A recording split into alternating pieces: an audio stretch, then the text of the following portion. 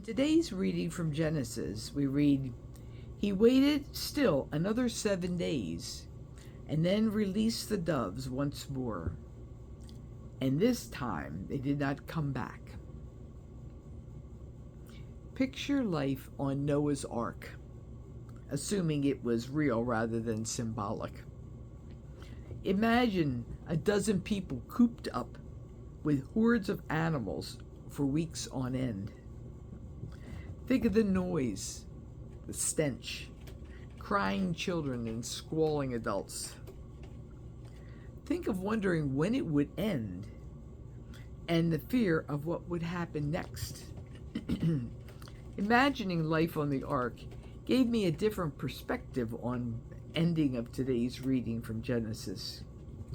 It focuses on that dread word, waiting. Noah tested, then waited a couple of times, until finally he waited still another 7 days, and then released the dove once more. And this time it did not come back. Patience. If there's a harder virtue for someone who starts the day with a to-do list, even in retirement, I can't think of what it is. Most of us can't even wait for someone at the coffee shop for 5 minutes without pulling out our phones. God had a plan for Noah, and Noah was seemingly willing to wait patiently for it to unfold. Unlike patient Job, he didn't swear at God or question what the plan was. He just tested and waited until he found out. Then he built an altar to God.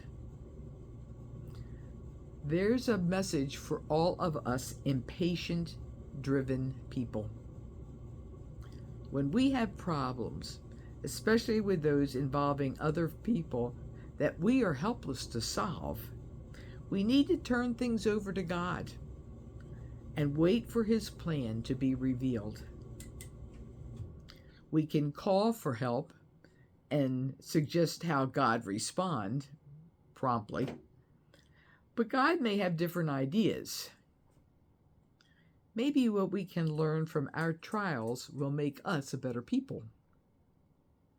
A very perceptive psychologist once wrote that no one wants to suffer, but it can break us open and make us wiser and more compassionate.